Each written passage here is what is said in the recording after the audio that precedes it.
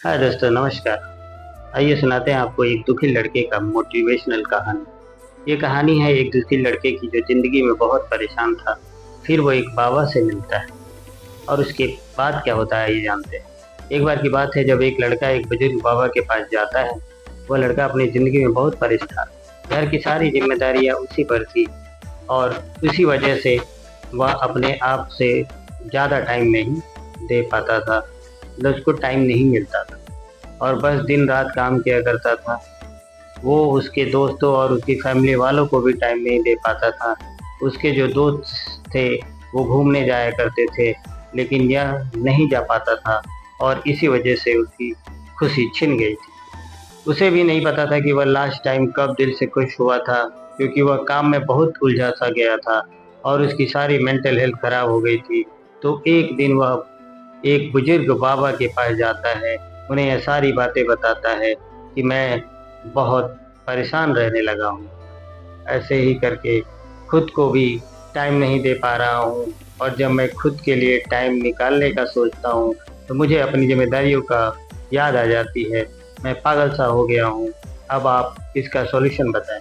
वह बुजुर्ग बाबा उस लड़के को कल नदी के पास आने के लिए बोलते हैं। ये लड़का जब कल नदी के पास जाता है तो देखता है कि वह बुजुर्ग बाबा पहले से ही उसका इंतज़ार कर रहे थे। लड़का बाबा से कहता है कि बाबा बताइए, अब मुझे क्या करना चाहिए? तो बुजुर्ग बाबा उस लड़के से कहते हैं कि बताता हूँ, लेकिन पहले हमें नदी के उस साइड में जाना है। मतलब नदी के उस किनारे पर जाने के बाद मैं तुम्हें बताऊँगा कि तुम्हें क्या करना चाहिए। लड़के को उनकी बात पर समझ नहीं आई कि नदी के उस किनारे पर जाने के बाद ही क्यों बताना है।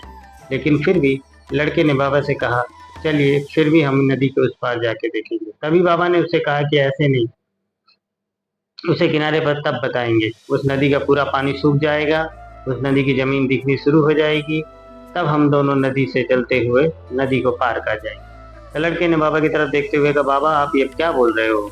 जब उस नदी का सारा पानी सूख जाएगा, तब तक हम नदी पार करके उस साइड में जाएँगे, तो शायद ऐसा कभी होगा ही नहीं। पर हम उस साइड में जा भी नहीं पाएँगे। यह बात बोलते हुए लड़का समझ गया कि हाँ, बाबा ने उसने क्या कहने की कोशिश की है। बाबा ने उसकी तरफ देखा और मुस्कुराते हुए कहा कि यही चीज़ मैं तुम्हें समझाना चाहता हूँ कि तुम भी अपनी ज़िंदगी में ऐसे ही सोच रहे हो कि जब मेरी सारी ज़िम्मेदारियाँ ख़त्म हो जाएँगी, तब मैं अपनी ज़िंदगी में एन्जॉय करूँगा, तब अपने आप को टाइम दूँगा, तब मज़े करूँगा। तो ऐसा कभी भी नहीं हो सकता। ये तुम्हारी भूल है। क्योंकि ज़िम्मेदारियाँ कभी भी ख़त्म नहीं हो सकती। अब यह लड़का क्लियर तरीके से समझ गया था कि चाहे अमीर आदमी हो या गरीब, उसके ऊपर कुछ न कुछ ज़िम्मेदारियाँ ज़रूर रहती हैं और उन्हीं ज़िम्मेदारियों में कुछ टाइम निकाल कर एन्जॉय कर लेते हैं और इसे कहते हैं ज़िंदगी।